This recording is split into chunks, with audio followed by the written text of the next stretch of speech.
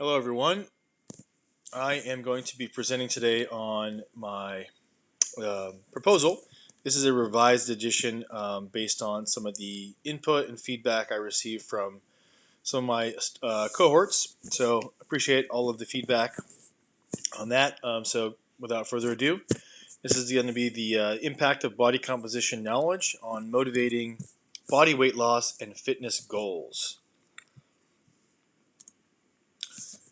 We're going to go into first the problem statement and research questions, the theoretical framework, some of the key literature findings, setting and sample participants, the design plan, data collection tools, instruments, the data collection procedures, and last but not least, the data analysis plan. So first off, the problem. So I come from, as a general manager of a corporate health club, a world where the majority of individuals are looking for some type of result, either aesthetic or performance based, and there's a lot of disconnect with defining what weight loss is versus actually changing body composition. And what I mean by body composition is gaining lean body mass and losing actual body fat mass to achieve the either aesthetic result or the performance based outcome. So understanding how body composition knowledge influences motivation for body weight loss and fitness goals is crucial, especially within the realm that I work currently. And I believe it to be true across all avenues in the industry. Because again, the majority of people, when they come in and they inquire about wanting to lose weight, what I think they really mean is that they want to actually change their composition around. When we do an in-body scan on them and we identify their body fat mass and their lean body mass, then it starts to paint this picture for them, and it starts to open up this new idea of why resistance training is important and the impacts that resistance training and nutrition can have on them. So that was the whole idea behind this dissertative topic.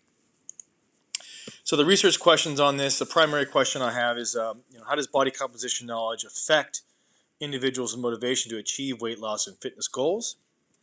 A secondary question is going to be, what role does education and awareness of body composition play in sustaining long-term fitness goals?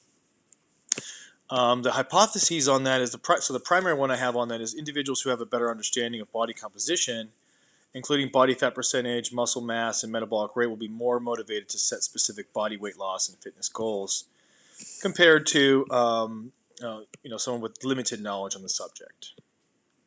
So secondary is going to be, excuse me, this is blocking my frame here. So basically awareness of one's own body composition through tools such as in-body scans or DEXA scans or what's called a bioelectrical impedance analysis will lead to greater adherence to diet and exercise regimens, resulting in more successful body weight loss and achievement of fitness goals. Again, the majority of individuals, when we show them some type of picture like this, we start to look at the different types of body fat percentages. It will start to showcase and identify why resistance training is such an important piece to using the gym, where you have some people who are more adopters of just doing cardio, where cardio is beneficial and you can lose fat through cardio and nutrition interventions, but really gaining lean body mass will help with metabolic rate and so on and so forth. So this is the whole hypothesis. So the theoretical framework that I'm choosing on this is going to be the social cognitive continuum, or the theory. So again, we don't have to go too deep in the weeds on it. Most of you guys already understand the social cognitive theory distinguishes among three modes of agency: direct personal agency, proxy agency, and they rely on others to act on one's behest to secure desired outcomes, and collective agency exercised through socially coordinated and interdependent efforts. So again, really understanding the social complex and getting them to be aware of certain things is essentially also what is a part of this dissertation. It's going to have them looking at specific models, which I'll dive into in a little bit here. I'm also going to use the stage of change model, which I think is really important as well. Again, there's 5 stages of change, which some of you guys might or might not be familiar with. And then you've got the pre-contemplation stage, the contemplation stage, preparation, action, and maintenance. Just to give you an example, pre-contemplation is a stage at which there's no intention to change behavior in the foreseeable future. A lot of individuals in this stage are unaware of or underaware of their problems or beliefs. So, having people in this stage prior to taking the survey that I'm going to administer is good, because then I can hopefully monitor that stage of change throughout the course of the study, and then circle back and see if there's any changes that have been made. Okay, so next slide here is going to be the key literature. So the first one that you see up here in the left-hand corner is going to be the Groves et al. 2023. This one was very, very much similar to the study that I'm going to conduct. They did have some examples of individuals. They were male subjects only, but they were looking at 3D illustrations of body types that they wanted to achieve or look like. And then essentially they would compare that to the perceived outcome. And so, again, there was a perception of what the ideal body composition was for males. And again, the majority of the males selected, obviously, the 3D illustration that was the leanest, lowest body fat, had the most musculature. So it was a confirmation that the majority of individuals all unanimously want a leaner frame that has more muscle on it. The issue with this and the gap with this one was that there was no females subjects in this study, and this was an online study which allowed the collection of a large sample, but just male participants. But it said that this prevented collection of direct anthropometric measurements. So all they really did was do BMI. They didn't actually do body composition. So my test is going to be in-person anthropometric measurements on my subjects, as well as the body weight with subjects, and then the participants are going to actually look at real-life examples. Again, it says, most importantly, although they've made an estimate on each participant's body composition, ideally it would have been measured directly. So, that would be something that's going to happen in my study. So those are the gaps within this literature, but the literature is very similar to the study that I wanted to do. This one here, Volkel et al. 2015. This one was extremely important in my opinion, because this was done in childhood adolescence. They examined the rising obesity rates among children, and so again, some of the limitations or the gaps in this I put here. It said, in light of rising obesity rates among adolescents and attention given to obesity as a public health priority, schools and communities tend to focus on obesity prevention and weight loss alone. However, interventions that emphasize these objectives without consideration for body image may have unintended consequences. So again, I feel like a lot of children growing up aspire to have more of the quote-unquote skinnier look or thinner look, and they kind of shy away from activities or things that will actually change that musculature or change their body type around, or gaining weight is somewhat of a ideological, I guess, issue with some of these kids growing up, or they have issues with perceived body image. And so, again, really important study in my opinion. Another thing on here says, such integrated approaches not only acknowledge the full spectrum of eating and weight-related concerns during adolescence, but also consider the preponderance of evidence suggesting that the point of intervention should include improving body perception versus weight status alone.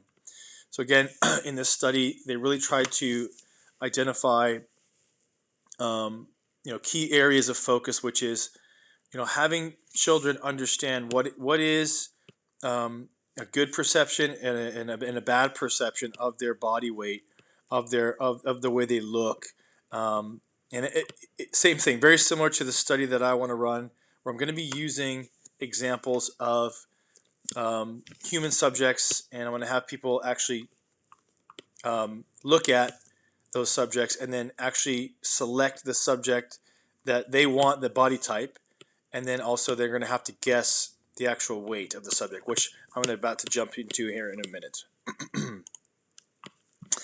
So the setting and sample participants, I'm going to try to spread it out across 4 different areas.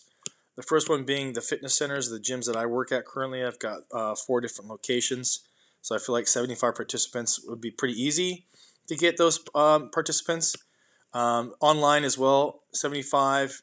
It's going to be 75. I'm going to try to get in person. And then social media, 75. So this could change, just a generalized estimate of the subjects, though. Primary inclusion is going to be people 18 to 65, all genders, and all levels of fitness.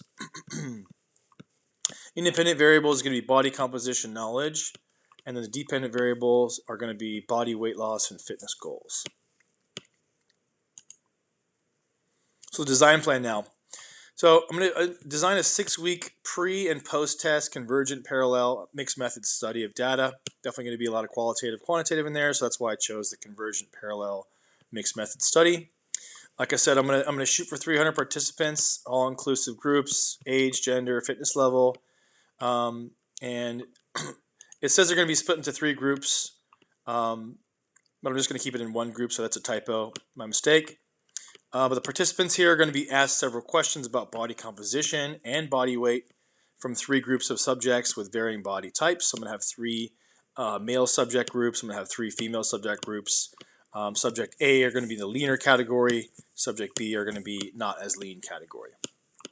So the answers will be revealed to all the participants after the fact, and educational content on body composition and body weight, as well as a 6-week fitness program, will be deployed on app directly after. Participants will voluntarily participate in that program, and then hopefully those participants will be prompted to take a follow-up survey after the 6-week fitness program. Hopefully I've got a good turnout of participants who've gone through the whole process. And then there will be a qualitative survey that will be administered by me post 6-week program intervention. So it could be either done via Zoom or in person. The objectives on this, I'm going to determine how changes in their body composition knowledge and a 6-week fitness program designed to change body composition influence them to maybe pursue resistance training maybe a little bit more, or influence their body weight loss and fitness goals in a different capacity. So some of the data collection tools, instruments, I'm going to use a InBody BIA 580 body composition analyzer. It's an InBody scanner. And then a fitness app that's called Trainerize. Some of the quantitative is going to be surveys done via Google Forms. And then the qualitative aspect will be in person, like I said, or Zoom interviews. So here's a continuation off of the collection instrument tools. So this would be the app essentially. It's an app that has a fully customized macronutrient nutrition on it. It's also got online programming. It also monitors compliance, so I can measure the rate of compliance with the participant, and then also we can correspond via the app as well if they have any questions. We're also going to use, this is the InBody scanner, the 580 model that I'm going to use. And then also, like I said, I'm going to administer some surveys here. This is a survey. I don't know if it's legible, if you can read it, but this is going to be the pre-test survey that I'm going to administer, as well as the post-test survey to follow that as well. So like I said, some of the data collection procedures are going to be here. So we're going to administer a pre-study survey to assess baseline body composition knowledge and motivation levels. I'm going to provide the educational sessions on body composition to the participants. And then I'm going to regularly track participants' progress towards weight loss and fitness goals throughout that 6-week program that's been deployed. I'll conduct a post-study survey and interview to evaluate changes in their motivation and their attitude towards weight loss. So how it's going to work, the pre-test survey questionnaire, which I think is pretty cool, is they're going to select body type based on a side-by-side comparison of several groups of male and or female subjects. I'm going to blur out these faces. I actually took these images off the internet, so I don't know who these subjects are. Essentially, they're going to guess. They're going to select either subject A or subject B, and then after they've done that, they're going to guess the weight range of both subjects, which is going to be A and B. There'll be weight ranges and multiple choice options. Okay. Once they've done that, they'll get the answers to those questions, and then participants will be prompted to take a post-test survey, which will ask them questions about their answers.